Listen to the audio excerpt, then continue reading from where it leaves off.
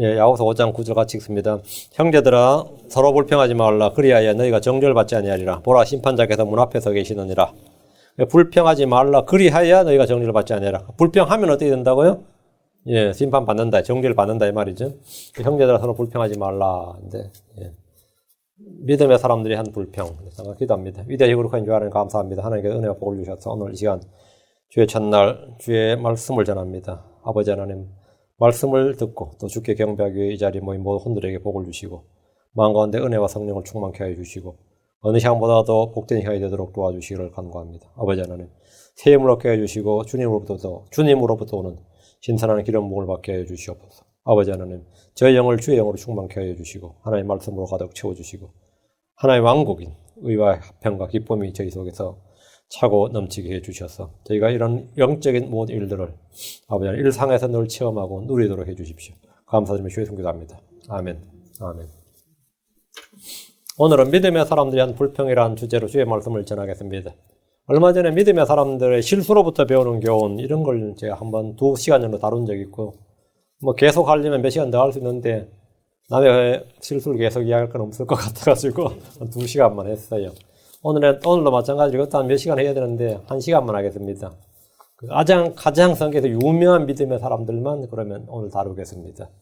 성경 전체 모든 인물을 다 다루진 않는다 이 말입니다. 우리는 모두 동일한 성정의 사람이라는 사실을 충분히 인지하고 있습니다. 모세나 아브라함이나 엘리야나 그 어떤 대언자도 우리와 동일한 성정의 사람이다. 이건 틀림없는 겁니다. 아담으로부터 모든 인류는 한 피로 지음받았고 동일한 성정을 지닌 사람입니다. 유대인들하고 다른 것이 아닙니다.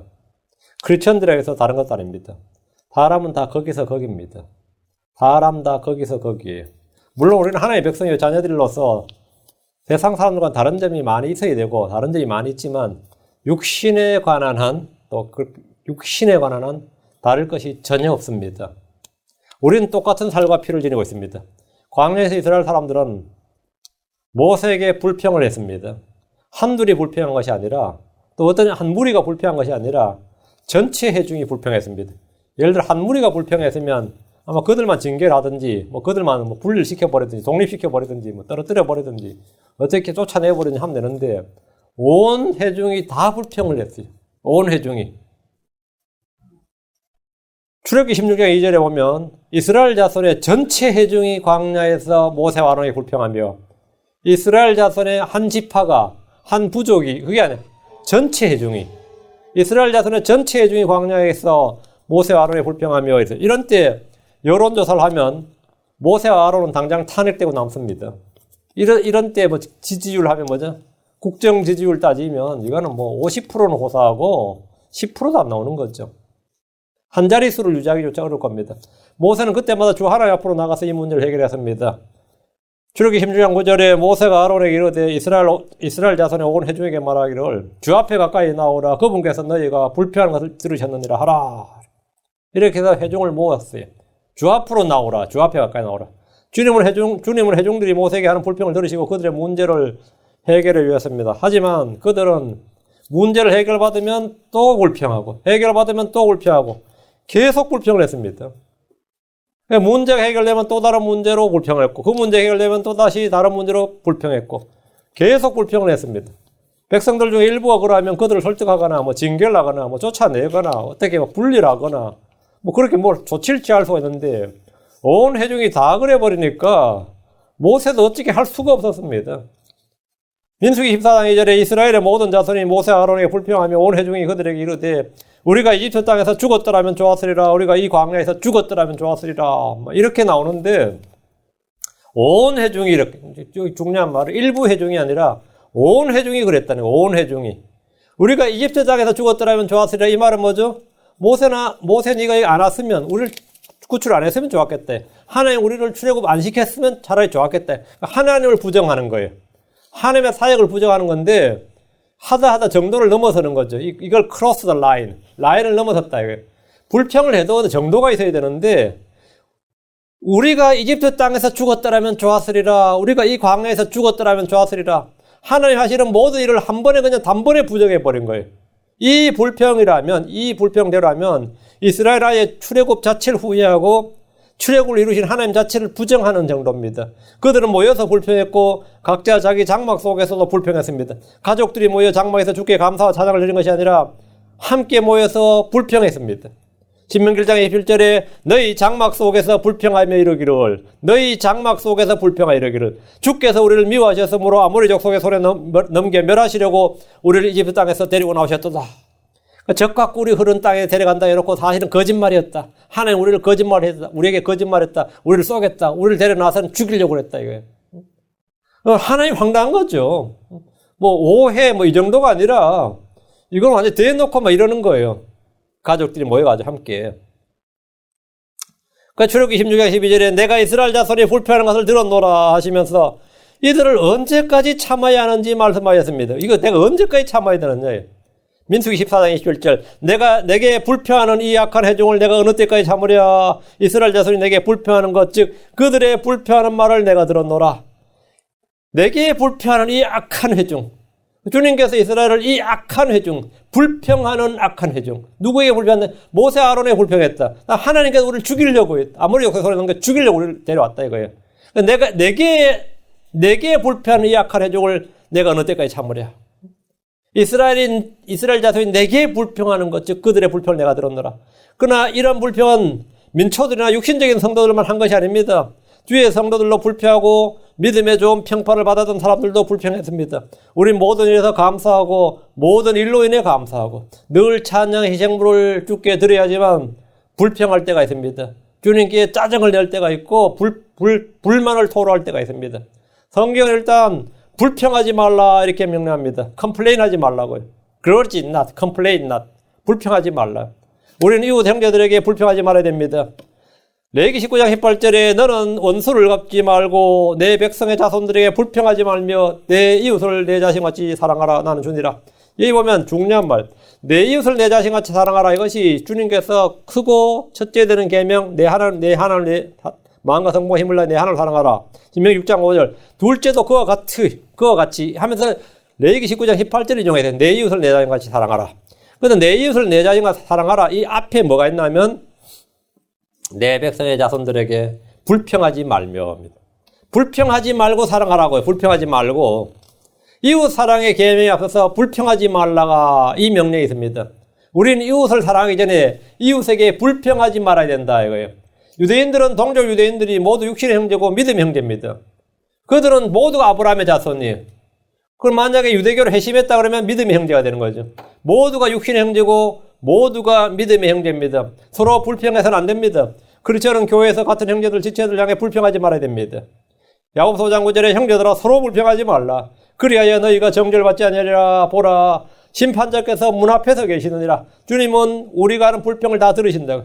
A가 B 형제에서, B가 C에서, C가 D에 대해서, 서로가 서로에 대해서 함께 모였을 때는 없는 사람 욕하고 헤어지면 서로 욕하고 이렇게 불평하지 말라고요. 광야에서 백성들은 불평하다가 망했습니다. 고린도서 10장 10절에 또한 그들 중에 어떤 자들이 불평하다가 파멸시키는 자에게 멸망을 당했으니 너희는 그들과 같이 불평하지 말라. 핵심은 뭐죠? 불평하는 사람들이 예를 드는 것은 그걸 본받으란 말이 아닙니다. 그들과 같이 불평하지 말라 이렇게 경고를 받으라는 거죠. 본보기와 경고로 삼으라. 자, 그럼 믿음의 사람들이 한 불평에 대해서 한번 살펴보겠습니다. 이는 우리가 그들을 통해 배운 거, 훈계를 받고 경고를 받기 위한 겁니다. 첫째 아브라함입니다. 아브라함 하면 뭐죠? 믿음의 조상, 믿음의 아버지.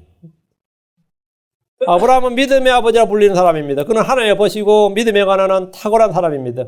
그러나 아브라함도 하나님께 불평을 한 적이 있습니다. 하나님께서 갈대아 우르에서 아브라함을 부르실 때 약속하신 것이 몇 가지 있습니다. 약속을 했어요. 그 약속하신 것이 있는데 아브라함이 다 갈대아에 도착을 했는데 지금 가나안 땅 말이에요. 팔레스타인 땅에 도착을 했는데 하나님 약속을 안 지키시는 거예요. 아브라함이 생각할 때 그 약속을 안 지키신다요. 하나님 아브라함이 몇 가지 약속해 주셨어요. 자, 창세기로 와서 12장 1절 3절 몇 가지인가 보세요. 그런데 전에 주께서 아브라함에 이르시되 너는 내 고향과 친족과 아버지 집에서 나와 내가 내게 보여줄 땅으로 가라. 이건 주님의 명령 부르심입니다. 콜링이죠. 내가 너로부터 큰 민족을 만들고 이게 첫 번째죠. 내게 복을 주어 내 이름을 크게 하리니 두 번째죠. 내가 복이 되리라. 너를 축복하는 자들은 내가 복을 주고 세 번째 너를 저주하는 자에겐 저주를 내리니 내 안에 땅의 모든 가족들이 복을 받으려 하셨더라. 이게 하나님이 아브라함에 주신 약속이 명령과 더불어 그 명령에 순종했을 때 주어지는 약속입니다. 아브라함은 이 말씀에 순종해서 갈대아우를 떠났습니다. 첫째가 뭐냐면 땅으로 가라. 땅으로 가면 내가 너로부터 큰 민족을 만들고 아브라함으로부터 민족을 만들겠다는 거예요. 아브라함님 자식이 없는데 어떻게 민족을 만듭니까? 자식을 주겠다는 거죠. 그리고 이 땅을 내 자식, 내 씨에게 주겠다고 했어요. 그래서 아브라함은 이 말씀에 순종해서 갈대아우를 떠났습니다. 그 자식을 이 갈대아 땅에서 우르 땅에서는 자식을 해결 안 되는 거예요. 이거는 뭐 산부인과 가도 안 되고 점을 쳐도 안 되고 뭐 자기 아버지가 섬기는 우상도 안 되고 사라가 자식을 못 놓는데 어떻게? 근데 하나님이 자식 주겠다니까 사실 그거 하나 믿고 움직인 겁니다. 아브라함 그거 하나 믿고 한국 사람도 이 부림을 갖고 있는 사람들은 말이죠. 별의별 짓 다 압니다. 별의별 짓. 그 자식 없겠다고. 뭐, 100일 기도는 기본이고, 뭐, 전국에 영험하다는 산들 돌고 말이죠. 전국 순회합니다. 별 짓 다 해요. 아브라함이 선택한 건 뭐냐면, 하나님께서 갈대아 땅을 떠나서 뭐라고? 내가 내게 보여줄 땅으로 가라. 여기 가면 자식 생긴다. 이 말에 이민을 결심한 거예요. 아브라함의 첫 번째 그 동기가 이겁니다. 자식 없겠다면까지 거 뭐, 내 고향 친척 떠나는 게 문제냐 이거예요. 응? 그래 간 거예요. 그러면서 이제 믿음이 성장한 거지. 처음에 시작은 사실 그거였습니다. 그런데 가나안 땅에 딱 쫓아가면 탁 사라가 배가 불러야 되잖아요. 응?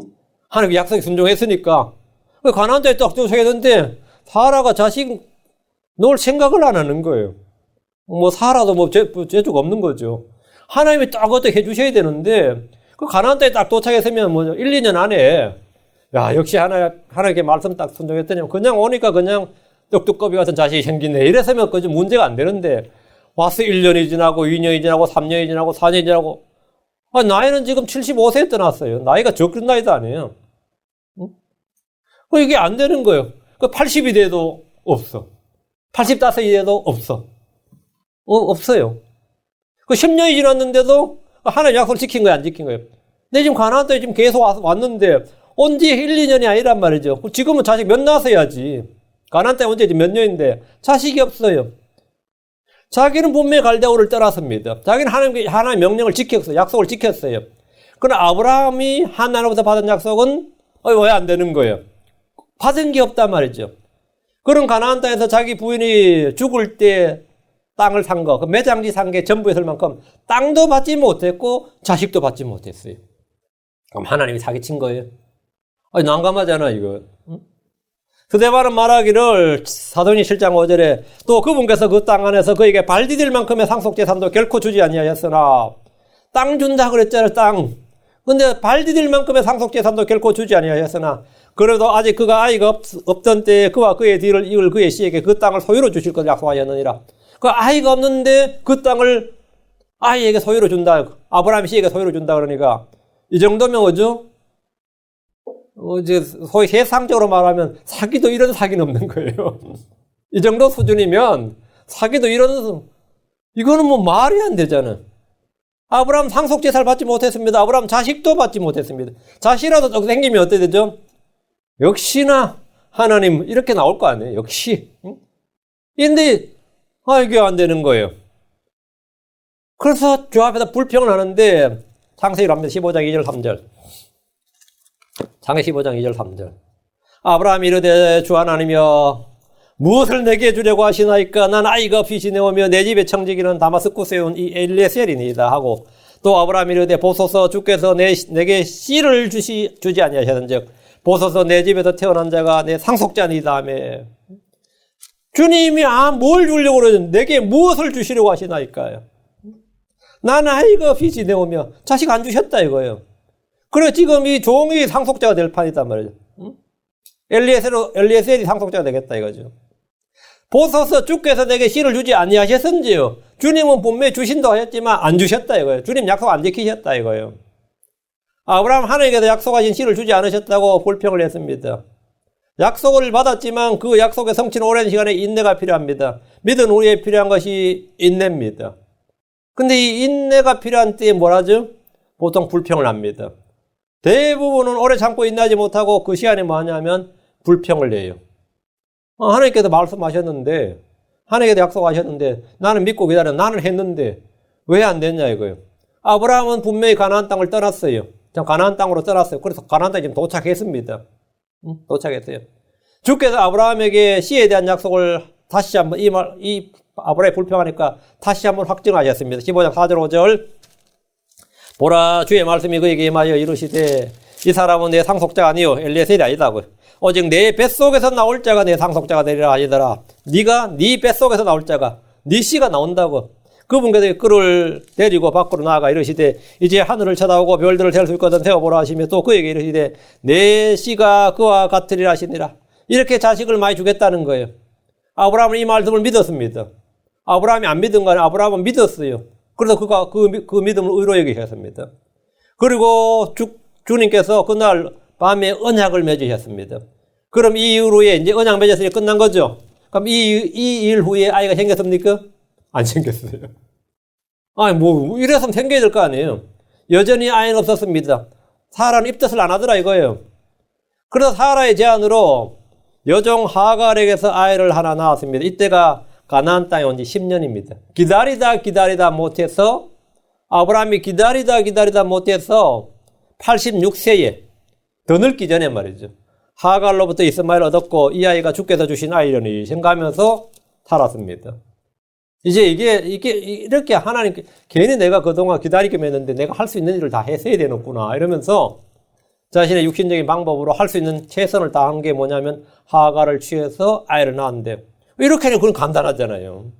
이렇게 하니까 그냥 낳았고 하나님께서는 이렇게 주신다는 뜻이었나 보다 이렇게 생각을 했어요. 이게 하나님 주신다는 뜻이었나 보다.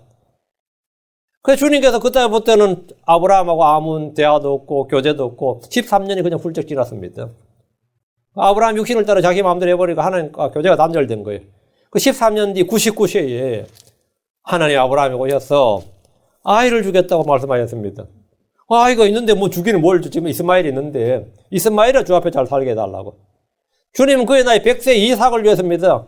이때 아브라함 주의 말씀을 듣고도 믿질 않았습니다. 창세기 17장 17절 18절.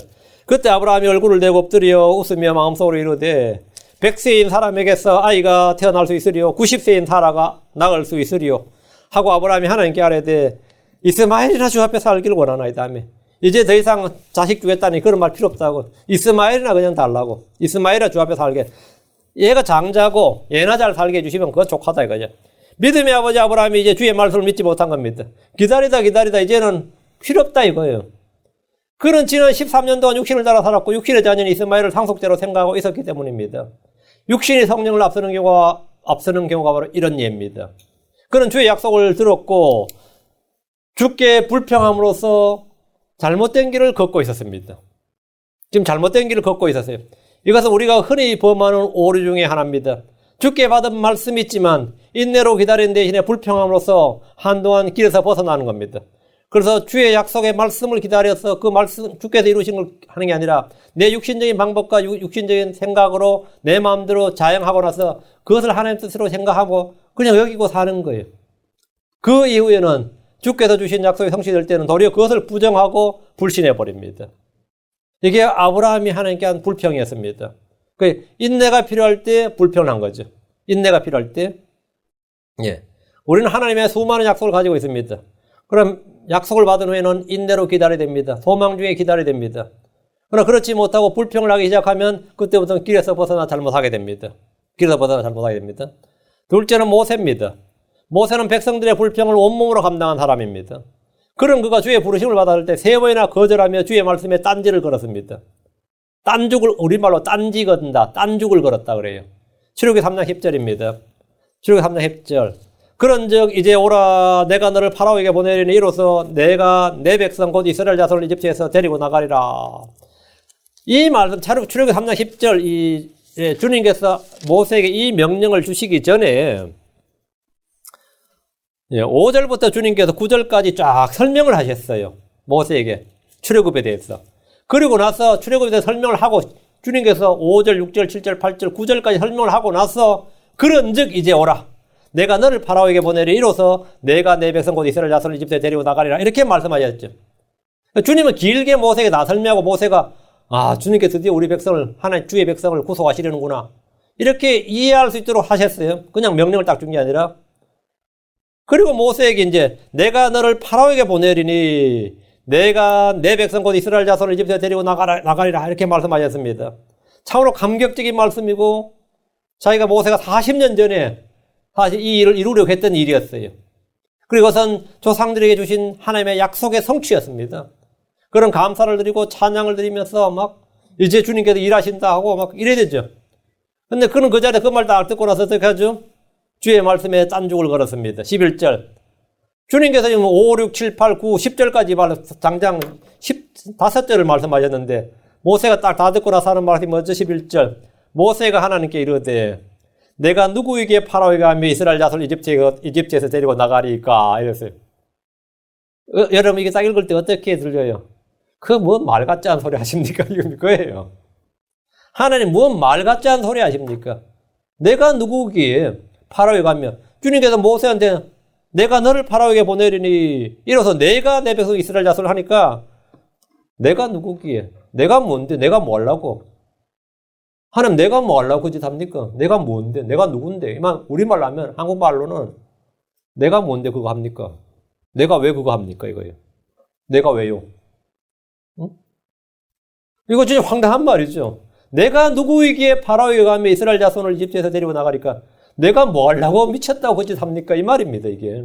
내가 미쳤다고 그 짓 합니까? 내가 뭐 하려고 그 짓 합니까? 하나님, 내가 왜요? 지금 이거예요. 참으로 황당한 말이 아닐 수 없어요. 하나님 그냥 한 방에 그냥 뭐죠? 딱. 이런 지하에 그냥 딱 거절해버린 거예요. 이런 지하에. 주의 말씀을 단번에 그냥 퇴짜를 딱 놔버린 거예요. 주의 말씀 단번에 퇴짜를 딱 놔버린 거예요.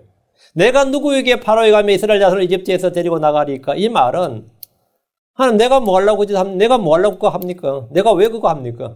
내가 왜 미쳤다고 그거 합니까? 그런 말도 안 되는 헛소리 그만하십시오. 이런 겁니다.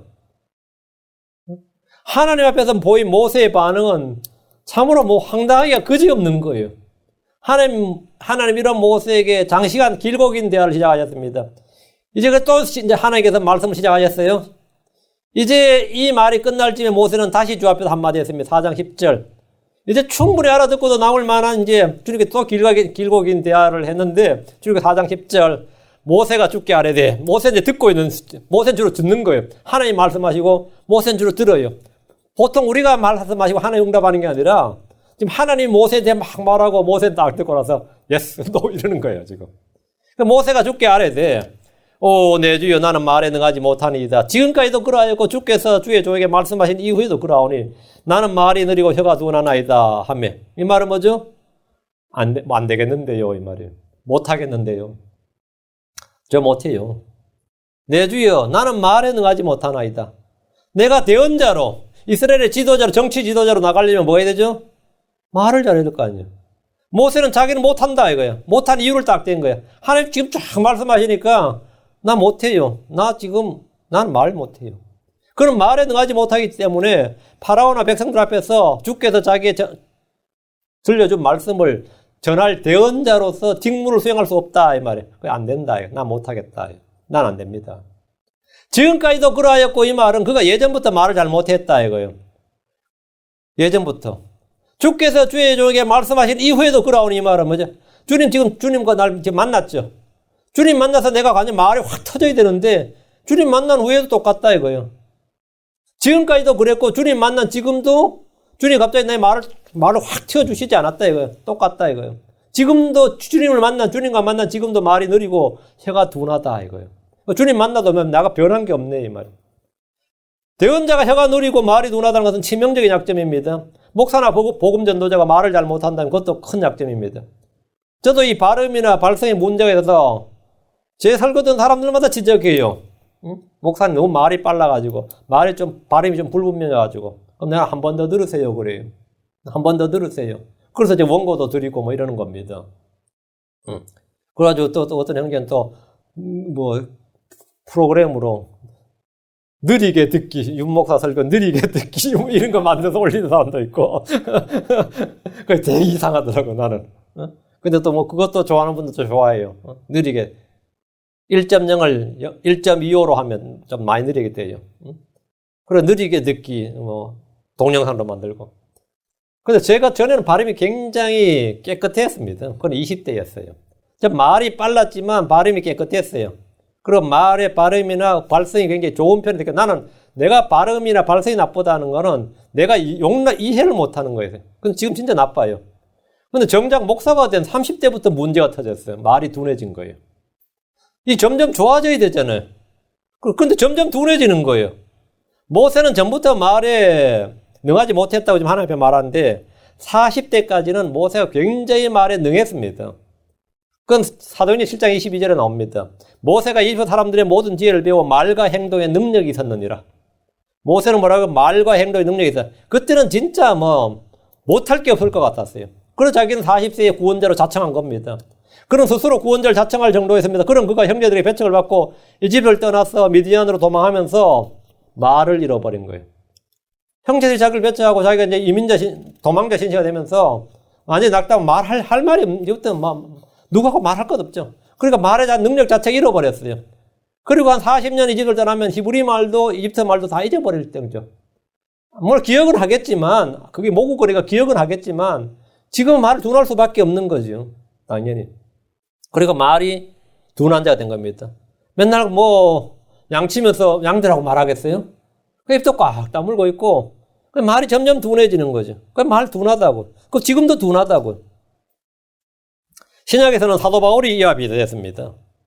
그는 사도였고 교사였고 순회전도였지만 이 말이 형편없었습니다. 고린도서 10장 10절에 그들이 말하기를 그의 편지는 무게가 있고 힘이 있으나 그가 몸으로 함께할 때는 약하고 그의 말도 형편없다 하는도다. 그의 말도 형편없다. 몸도 약하고 말도 형편없다. 고린도 교회는 바울의 말이 형편없다고 혹평할 정도였는데 하나님 왕국은 말에 있지 않고 권능에 있습니다. 모세는 자신의 약점을 들어 죽게 해서 뭐라고 말씀하시던 간에 나는 안 된다. 나는 하나님 한마디로 저는 노입니다. 이거예요. 노. 그러자 주님은 모세를 설득하셨습니다. 출애굽기 4장 11절 12절 주께서 그에게 이르시되 누가 사람의 입을 만들었느냐 누가 말 못하는 자나 귀 먹은 자나 보는 자나 눈 먼 자를 만들었느냐 나 주가 아니냐. 이 말은 뭐죠? 주께서 사람의 말을 얼마든지 잘하게 할 수 있단 말이에요. 그리고 얼마든지 말 잘하는 사람도 얼마든지 벙어리를 만들 수도 있어요. 그런즉 이제 가라. 내가 다 만들었으니까 그런즉 이제 가라. 그건 걱정하지 말라 이거죠. 내가 내 입과 함께하여 내가 할 말을 내게 가르치리라. 모세 도노리 걱정하지 마라 이거예요. 노하지 마라 이거예요. 주님이 모세와 함께하여 할 말을 가르치겠다고 하십니다. 이제 모세가 걱정했던 불평을 했던 자신이 약점으로 생각했던 어느 문제는 해결된 겁니다. 그러자 모세는 핑계거리가 없었습니다. 그럼 다시 한번 딴줄을 걸었어요. 13절 그가 이르되 내 주여 원하건대 주께서 보내고자 하는 자의 손을 통해 보내소서 하니 이 말이 뭐죠? 나 말고 다른 사람 보내세요. 나는 싫다. 난 안 한다. 이거.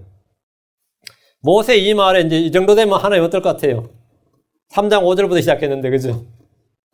그 결론은 뭐죠? 4장 13절이에요. 노였어요. 모세 이 말에 주의 분노가 타올랐어요. 이게 진짜 내 성질을 진짜 건드려도 끝까지 주의 오래 참으심의 정도를 넘어서는 거예요. 그는 계속해서 자기 사정을 내면서 주의 말씀에 딴죽을 건 불평가했습니다. 그의 모세가 이스라엘 자손이 자기한테 불평 건다는데 사실은 모세 자기가 최고의 불평가였어요. 이 불평대왕이었어요. 우리는 주 앞에서 자신의 연약함을 보면서 예수 믿은 후에도 나아진 것이 없다고 합니다. 이런저런 핑계를 대다 안 되면 무조건 안 된다. 못한다. 못하겠다. 이렇게 말합니다. 그러나 주님은 우리의 연약함을 도우십니다. 바울은 육신의 연약함을 통해 자신의 연약함을 통해 이랬고 그 연약함을 자랑했습니다. 갈라디아 4장 13절에 너희가 알거니와 내가 처음에 육체의 연약함을 통해 너희에게 복음을 선포하노라. 육체의 연약함을 통해 내가 처음에 육체의 연약함을 통해 너희에게 복음을 선포하노라. 하나님은 약한 것들을 택하십니다. 연약한 것들은 부끄러운 것이 아닙니다. 고린도서 11장 31절 내가 어쩔 수 없이 자랑해야 한다면 나의 연약한 것들과 관련있는 것들을 자랑하리라. 고린도서 12장 5절에 내가 이러한 사람에 관하여 자랑하겠으나 내 자신에 관하여는 나의 연약한 것들 외에는 자랑하지 아니하리라. 연약한 것들, 우리는 그것을 수치스럽고 부끄러워하고 감추고 싶어 하지만 바울은 그걸 자랑했다 이거예요. 나 아프다 이거예요. 맞다고. 나 말 못한다고 맞다고. 나 발음 부정확하다 맞다고. 말 실수 많다 맞다 이거예요. 그걸 난 자랑한다 이거예요. 나의 연약한 것들 위해 자랑하지 아니하리라. 사람들은 감추고 싶어 하는 것들을 바울은 자랑했다 이거예요. 여러분은 자신이 남들에 대해 드러나면 그 수치고 부끄럽다 싶은 거, 그것을 자랑할 때가 되면 여러분 그 문제에서 완전히 벗어난 겁니다. 그 문제에서는 완전히 벗어난 것이고 완전히 해결된 겁니다. 완전히 해결된 거예요. 모세는 주의 부르심을 받을 때 불평왕이었습니다. 그건 불평에 관해서는 최고였어요. 모세의 이런 기질은 이제 사역을 시작하면서 이집트에 가서 출애굽 사역을 하면서 완전히 사라진 것 같습니까? 사람은 안 변합니다. 그의 불평하는 기질은 광야에서 다시 한번 폭발했습니다.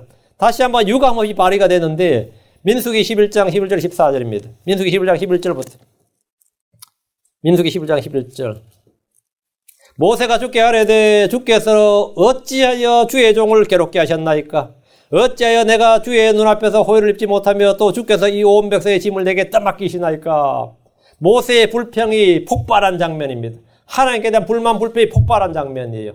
모세는 주께서 자기를 괴롭게 했다. 이 말은 뭐죠? 나는 그렇게 안 한다고 했는데 보내가지고 나를 완전히 미치게 만들었다.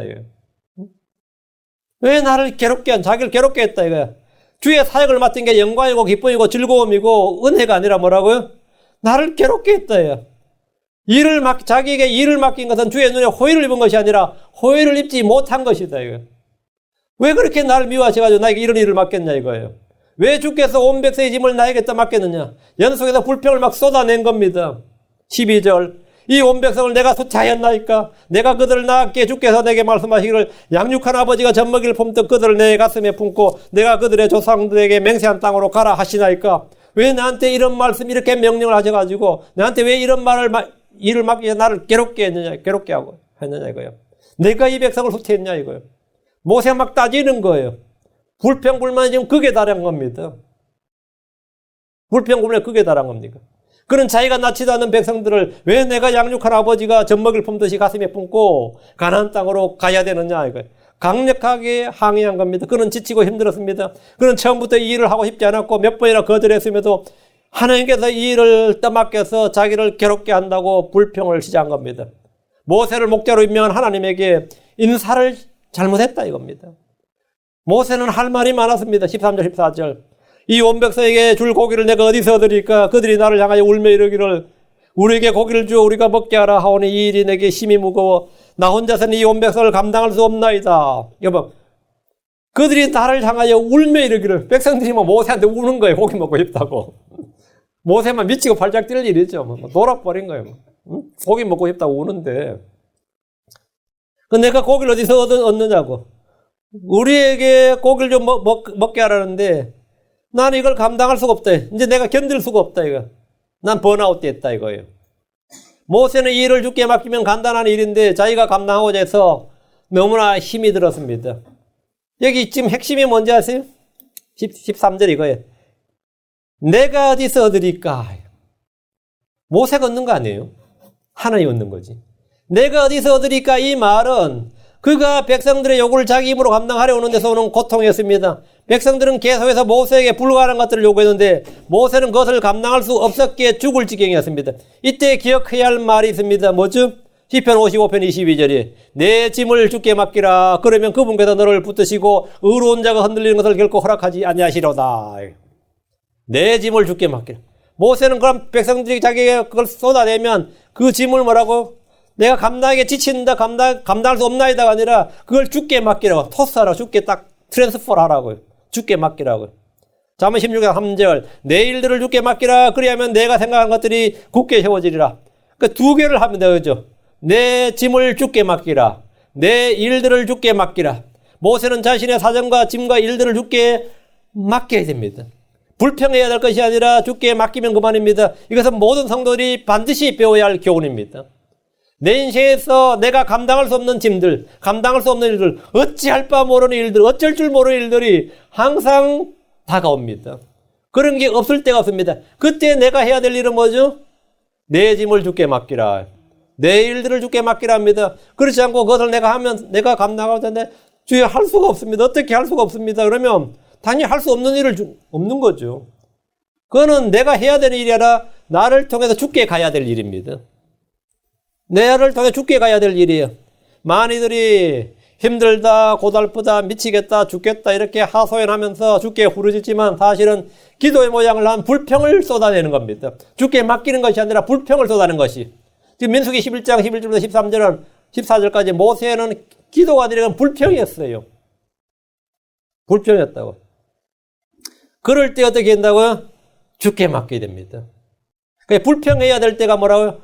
이건 죽게 맡겨야 할 때. 이러면 됩니다. 내가 불평해야 할 때가 딱 오면 뭐라고? 이건 내가 인내로 기다려야 할 때. 여러분, 그래서 불평을 안 하고 이기는 겁니다. 이기는 거예요. 셋째, 여호수아입니다. 지금 전부 다 위대한 사람, 아브라함, 모세, 여호수아. 전부 다 위대한 믿음의 사람들입니다. 여호수아는 모세의 뒤를 이어서 이스라엘의 목자가 되었고, 가나안 정복전을 지휘했습니다. 이스라엘의 영웅이죠. 지금도 이스라엘의 건국 영웅입니다. 첫 번째 전투는 싸움도 하지 않고 이겼어요. 여리고성을 정복하는 데는 그냥 언약궤 가지고 일주일간 동계 다 해요.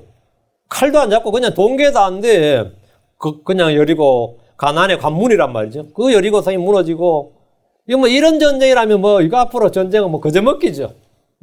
이런 식의 전쟁이라면 가나안 정복 전쟁 그냥 식은 죽 먹기라고. 그런데 두 번째 전투인 아이성에서 이스라엘은 여지없이 패배하고 말았습니다. 첫 번째 전투 이기고 기분이 나고 완전히 흥이 났는데 두 번째 전투에서 그냥 깨진 거예요. 큰 도시도 아닌 아주 작은 아이성, 아주 작은 도시에서 패배했기 때문에 이스라엘이 받은 충격이 엄청났어요. 이건 단순한 한 번의 전투의 패배가 아니라 이건 나라의 흥망이 걸린 전쟁이 된 거예요.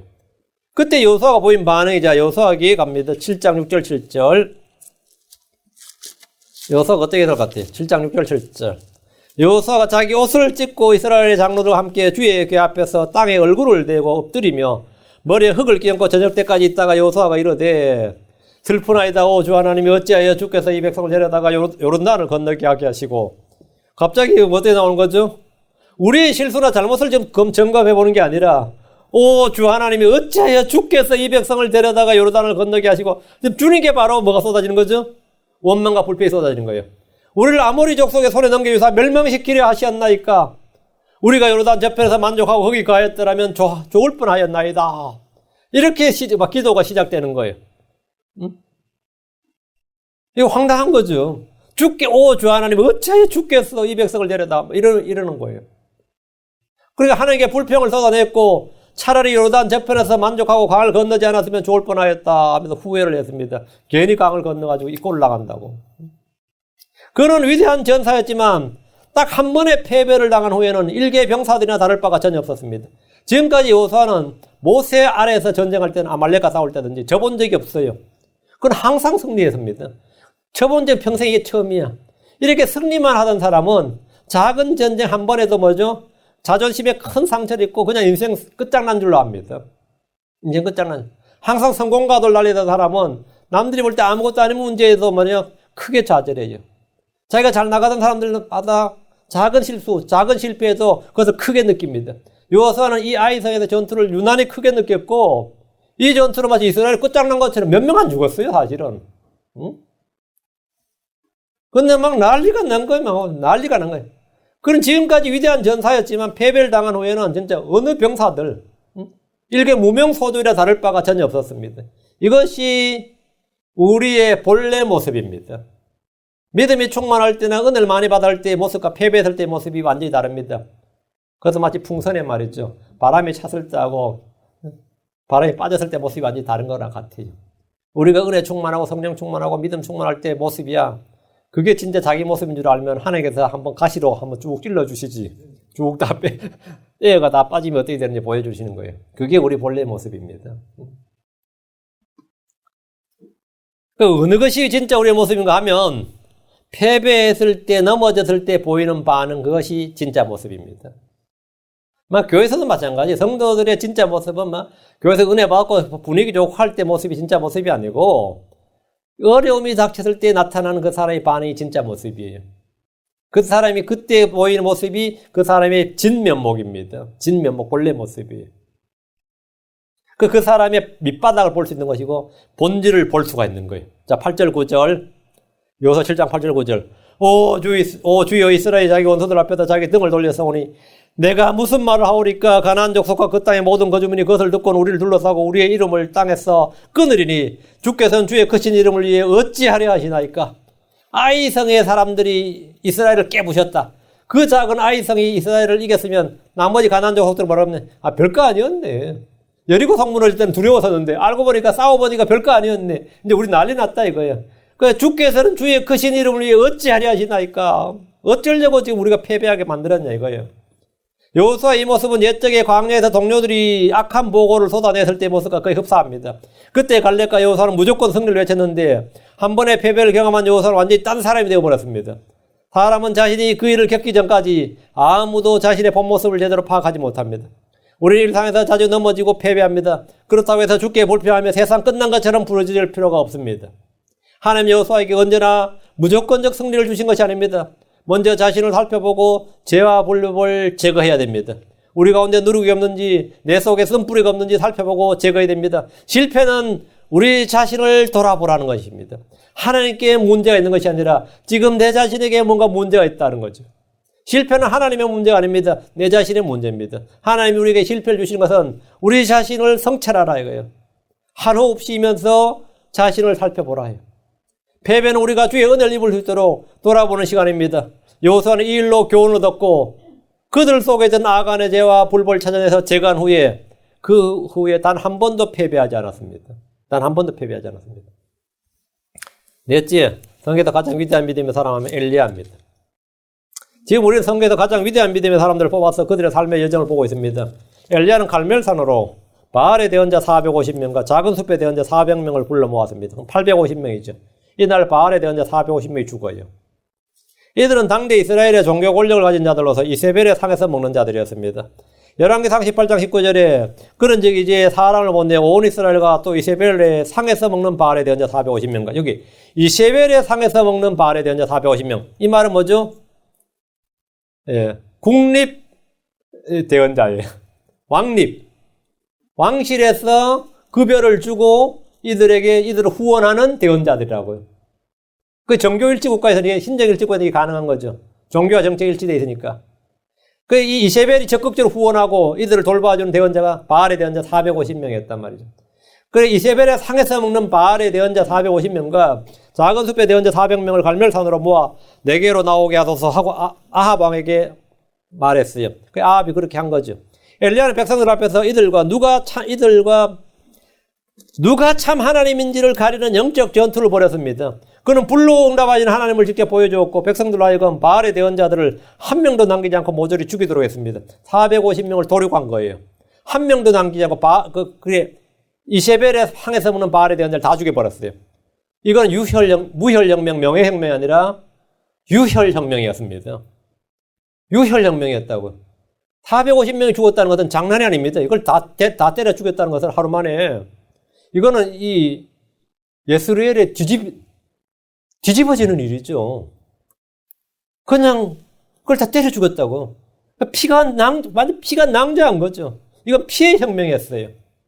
이건 프랑스 대혁명처럼 영국의 명예혁명 같은 그런 혁명이 아니라 프랑스 대혁명처럼 유혈혁명이었습니다. 이것은 진짜 진정한 종교혁명이었고 그리고 그날 3년 반 동안 닫혔던 하늘을 다시 열었습니다. 하늘에서 불을 내렸다가 그날 하늘에서 뭘 내렸다고? 비를 내렸어요.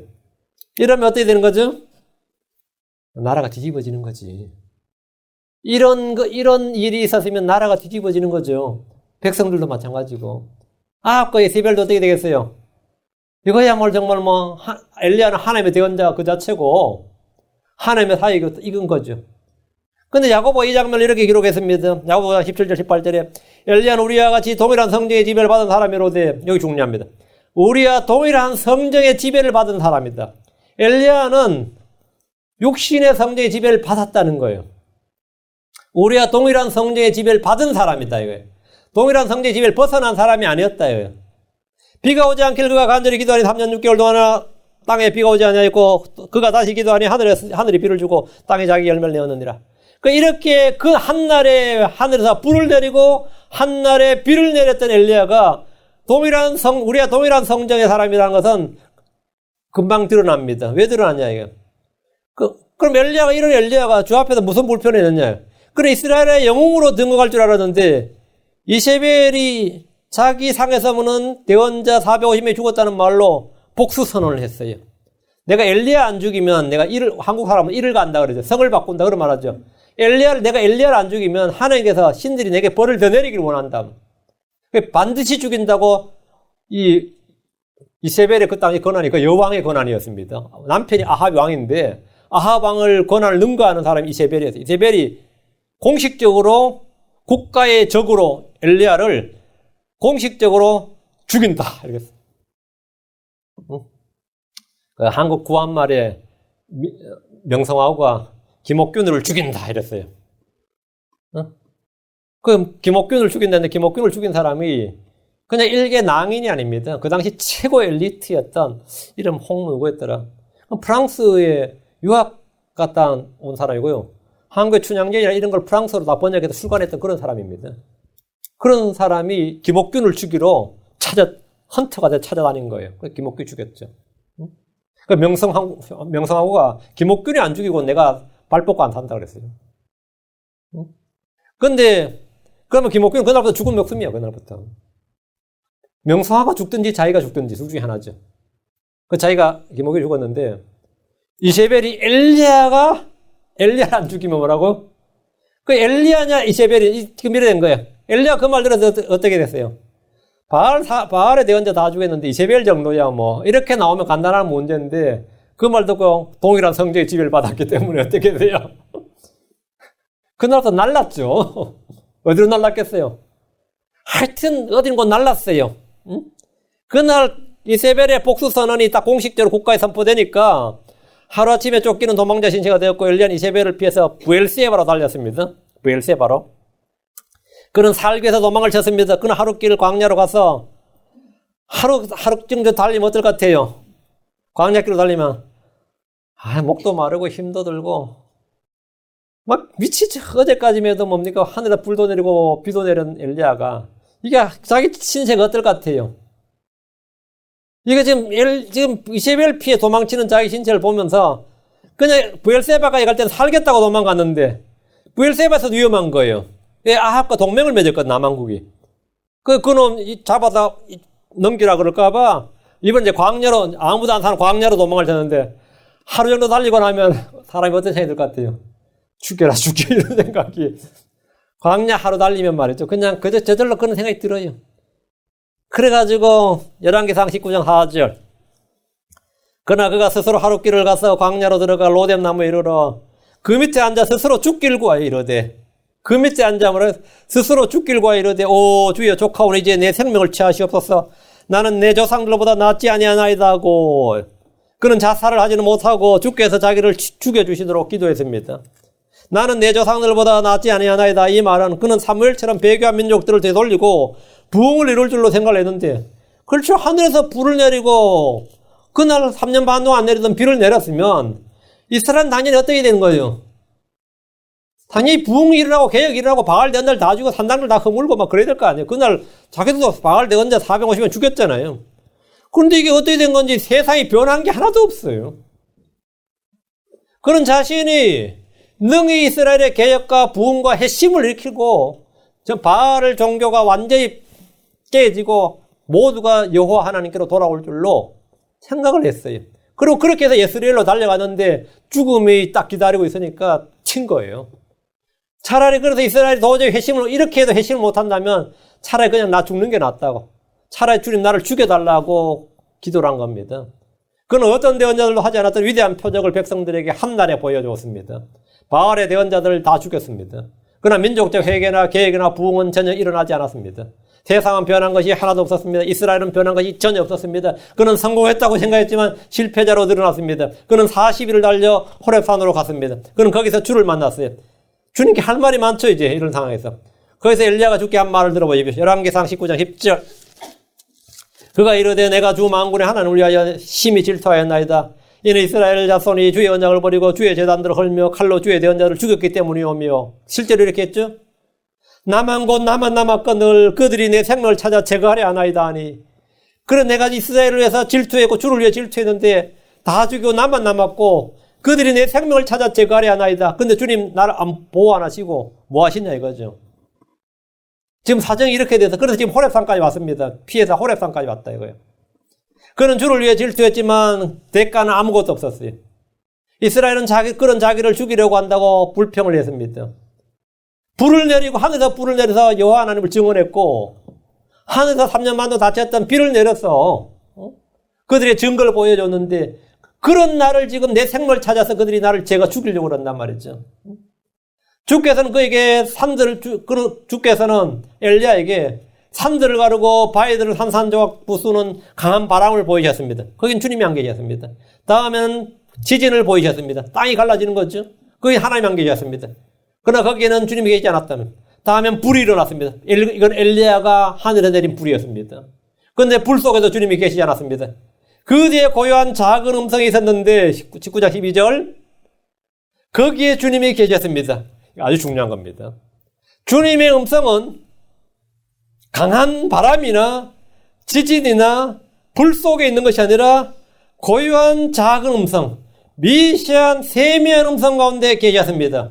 갈멜산의 불이나 하늘에서 쏟아지는 비나 땅이 갈라지는 지진이나 어떤 강한 바람이나 어떤 놀라운 표적도 사람을 변화시킬 수 없습니다. 민족을 변화시킬 수 없어요. 표적은 회개나 부흥을 주지 않습니다. 고요한 작은 음성 속에 주님이 계십니다. 대언자들과 사도들과 전도자들과 목사들이 외치는 이 음성은 세상에서 들리지 않을 정도의 작은 목소리입니다. 그러나 그 속에 주님이 계십니다. 그런 말씀 속에 하나님을 만난 후에 큰 깨달음을 얻고 회개한 것이 아니라 다시 이렇게 말하면 똑같은 말 또 하는 거예요. 14절 그가 이르되 내가 주 만군의 하나님을 위하여 심히 질투하였나이다 했죠. 이는 이스라엘 자손이 주의 언약을 버리고 주의 제단들을 헐며 칼로 주의 대언자들을 죽였기 때문이며 나만 곧 나만 남았거늘 그들이 내 생명을 찾아 제거하려 하나이다.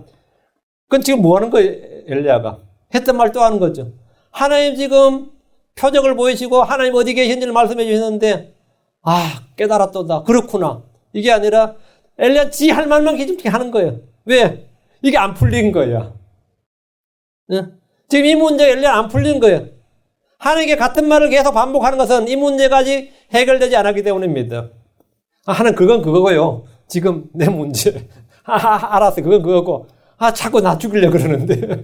이 문제부터 해결해 달라는 거예요. 이 문제부터. 응? 엘리야는 지금 이 문제 해결이 안 됐어요. 사람들은 날 미워합니다. 사람들은 날 죽이려고 그럽니다. 난 하나님 위해 질투했고 하나님 위해서 일했고 보여줬고 다 했는데 사람들은 왜 나를 대우하지? 대언자로 주의 종으로 대언자로 하나님의 참 선지자로 하나님의 그 사역자로 그렇게 충분한 대우를 하지 않느냐 이거예요. 왜 나는 지금 제대로 대우를 받지 못하고 왜 이렇게 나쁜 대우를 받느냐 이거. 왜 나는 지금 죽을 위해 놓여 있느냐 이거. 왜 백성들 자기를 알아주지도 않고 도리어 죽이려 들고 나는 왜 지금 이런 처지에 놓여 있는지 이런 처우를 주님께서 좀 살펴보시고 해결해 줘야 되지 않냐. 응? 내가 최소한 사무엘 정도의 대우는 받아야 되지 않냐 이거예요. 사무엘 정도의. 사무엘이 탁 말하면 어떻게 되죠? 왕도 어떻게 했어요? 넙죽 엎드렸잖아요. 응? 사울이나 다윗도 사무엘 앞에서 그냥 넙죽 엎드렸는데 이 아합이 그냥 넙죽 엎드려야지. 그건 자기 죽인다고 난리치되니까 그 백성들은 거기 동조하고 말이죠. 하나님이라도 지금 이런 나의 처지와 나의 사정을 좀 알아달라 이거예요. 주를 만나고도 사람이 자기 문제를 해결받지 못하면 계속해서 주 앞에서 그 문제를 말하고 또 말하고 불평을 계속해야 합니다. 반복해서 늘어놓고 있습니다. 어떤 사람이 그게 돈 문제일 수도 있고 어떤 사람은 그것이 자기 이런저런 하여튼 다양한 문제일 수 있어요. 그럼 계속 그 이야기 돼요. 하나님께서 말씀해 주신 말씀을 주시면 뭡니까? 하나님, 일단 말씀 감사하고 주님 한번 또 자기 이야기해요. 그건 그거고, 하나님. 응? 이것이 사람입니다. 이것이 사람이에요. 이것이 육신이에요. 우리는 우리가 한 위대한 일, 인정받고 싶은 일, 충분히 대우받을 만한 일을 했을 때, 근데 그것이 전혀 인정을 받지 못한다. 오히려 그 일로 해서 사람 날 죽이려고 그러고 막 못 잡아먹어서 한 달 나고 막 이러면 어떻게 되죠? 하나님 앞에서 불평하죠. 제가 목회 초기에 말이죠. 저희 교회 성도들은 제 설교를 다 싫어했습니다. 그리고 전부 다 한국에서 CD를 받아서 설교를 들었어요. 한국에 어느 교회 몇 교회 있습니다. 그리고 저에게 문제만 터지면 그냥 한국에 전화를 걸어서 그 목사님 상담하고 의논하고 해가지고, 한국에서는 막 윤 목사, 윤영재 지금 LA 가가지고 막 개판 죽인다 그러고, 막 악평과 험담이 막 난무했고, 그 사람들은 제 설교 전혀 안 들었습니다. 항상 그 CD, DVD 구워가지고 CD를 할 종일 그 목사님 설교 들었어요. 저 압니다. 잘 알아요. 저는 밤새 설교 준비해봐야 사실은 이 시간에 설교하는 게 다였어요. 그 사람 요 시간에 설교하고 나서는 그냥 밥 먹고 가서는 그분들 설교 들었어요. 성도들이 그렇게 하니까 저는 하나님 앞에서 하는 말이 성도 다 제 설교 싫어하고 다른 목사들 설교들만 좋아한다고 제가 불평을 했어요. 성도들이 다른 게 목사님들 좋아하고 저를 싫어한다고 생각을 한 거예요. 밤을 새워서 설교 준비해도 그것이 아무 소용이 없다며 불평을 했습니다. 그러나 그렇게 불평할 일이 전혀 아니었습니다. 사람이 있든지 없든지 듣든지 듣지 않든지 주의 말씀은 효력 있게 일했고 매이지도 않았습니다. 주님의 말씀은 자유로운 행로로 듣고 일했고 그들은 다른 목사 설교를 들었는지 몰라도 다른 사람들은 제 설교를 들었어요. 그리고 그들은 삶의 변화가 있었고 구원받았다고 그러고 자기는 성경을 알게 됐다고 하나님을 만났다고 간증들이 막 쏟아져 나왔습니다. 그들이 전부 다 싫어한다고 해도 싫어한 게 아니었어요. 사람이 있든지 없든지 듣든지 듣지 않든지 주의 말씀은 효력 있게 권능 있게 그렇게 일했습니다. 전혀 매이지는 않았습니다. 여러분이 한 일이 이 땅에서 사람들 가운데서 전혀 인정받지 못하고 실패자요 패배자로 몰리고 아무 열매가 없다 해도 불평하지 마십시오. 주 안에서 한 일은 헛된 것이 없습니다. 주 안에서 한 수고는 헛된 것이 하나도 없습니다. 다섯째, 욥입니다. 지금 의인들 중에 의인들만 온 겁니다. 우리는 흔히 욥을 자기 입술로 범죄하지 않는 사람 이렇게 말합니다. 맞아요? 그는 입술로 주를 저주하지 않았다는 것이지 불평하지 않았던 사람이 아닙니다. 그는 고통 속에서 많이 불평했습니다. 자, 욥기 3장으로 갑니다. 욥기 3장 3절에서 5절. 내가 태어난 그 낮과 사람들이 사내 아이를 수태하였다 하던 그 밤이 소멸되었더라면 그 낮이 어두웠더라면 하나님께서 위에서 그 낮을 돌아보지 아니하였더라면 빛도 그 낮 위에 빛을 발하지 아니하였더라면 어둠과 사망의 그늘이 그 낮을 얼룩지게 하였더라면 구름이 그 낮 위에 거하였더라면 그 낮의 캄캄함이 그 낮을 무섭게 하였더라면 좋았으리라. 자, 나 이거 보고 진짜 욥이 문학가 중에 문학가예요. 어떻게 자기 유산했으면 좋겠다는 표현을 이렇게 아름답게 표현할 수 있어요? 그것도 장장이 길게. 내가 차라리 그날 유산하고 죽었으면 좋겠다는 표현을 이런 식으로 표현할 수 있는 사람이 욥 빼고 누가 있겠어요? 해밍웨이도 이런 식으로 못할 것 같아. 뭐 도스토옙스키나 톨스토이 같은 사람도 유산에 대해서 이런 식으로 표현할 수 있겠어요? 자기 그날 안 태어나고 유산해서 죽어버려서 사산해가지고 유산했으면 좋겠다는 말을 이렇게 아름답나? 어떻게 생각해요? 이렇게 문학적인 표현을 하는데 읽으면 내가 다 놀라요. 그는 계속해서 가정법을 썼어. 10절까지 자신이 죽지 않고 태어나서 후회하고 불평을 합니다. 그날 자신 스스로 죽을 수 없잖아요, 어린애가. 그날 하나님께서 어떻게 해가지고 그냥 그날 완전 일이 터져가지고 사고 터져가지고 그냥 자신이 유산해버렸으면 좋았을 걸 말이죠. 그날 죽어버렸으면 좋았는데 우리는 욥의 심정을 충분히 이해합니다. 그는 주님을 만나는 순간까지 불평을 쏟아냈습니다. 3절부터 10절까지는 사람이 죽지 않고 태어난 것을 이렇게 다양한 표현으로 후회하고 불평하는 것은 욥의 타고난 문학적 자질이 아니면 도저히 표현하기 힘들 정도입니다. 정말 대단한 거예요. 그래서 보통 영문학계에서는 성경 중에서 가장 뛰어난 문학성을 가진 책이 욥기라 그래요. 모든 영문학계에서 소위 거장들이라고 하는 사람들 있죠. 그런 사람들이 욥기의 문학성 문체는 어떤 문학가의 그 문체를 흉내낼 수 있는 문체가 아니다 그래요. 욥기의 문체는. 그거는 이 장면만 봐도 알 수 있어요. 욥기 3장 이 부분만 읽어도 욥이 3절부터 10절까지 읽으면 사람의 유산에 대해서 이 정도로 표현할 수 있구나. 이렇게 표현할 수 있구나 하는 것은 진짜 노벨 문학상을 타는 어떤 사람도 이렇게 표현 못할 겁니다. 이건 엄청난 거예요. 여러분이 한번 자세히 음미하면서 읽어보십시오. 아마 상당히 놀랄 겁니다. 이런 식으로 자신의 출생과 삶을 비관하고 불평할 수 있다는 이 정도의 문학적 기법과 표현은 아마 욥과 같은 사람들과 그의 친구들 아니면 말 못하죠. 우리 같으면 뭐라 그래? 그때 죽어버려야 되는데 이 정도 식의 표현이지.